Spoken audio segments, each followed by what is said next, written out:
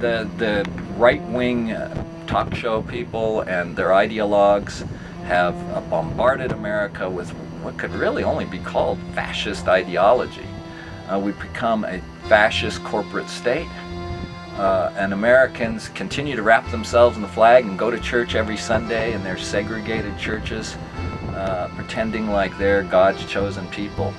And anytime you get an armed culture who have strong religious views and are militarily strong, I'd say to the rest of the world, watch out.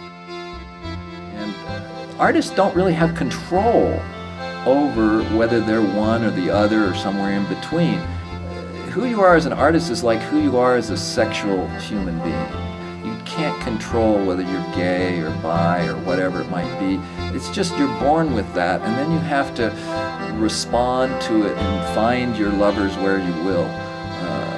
Art is just the same. Artists are imbued with a certain personality and a certain artistic disposition, and if they're wise and sensitive to their artistic instincts, then they pursue that.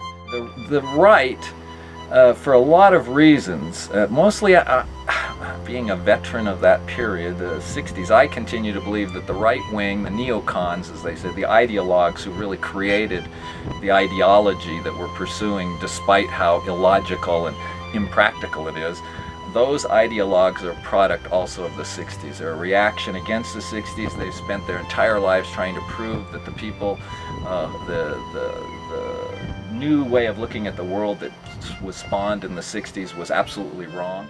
Artists were more like, I like to use the analogy, circus performers or rodeo guys. Artists knew who each other were. They learned their craft on the job from other artists who made up their own rules for teaching and conducting the education of artists. And we also made up our own value set. We didn't depend on PhDs in art criticism or art theory to tell us what we were doing and whether it was any good or not. We had our own value set, and we were in charge of it. I never thought, the lack of progress in America is so astonishing. The fact that we're still debating issues that were more or less resolved in the 1960s is just astonishing to me, that we could have retrenched. And the American left has become so laughable as to not even be worth mentioning. So what's the solution?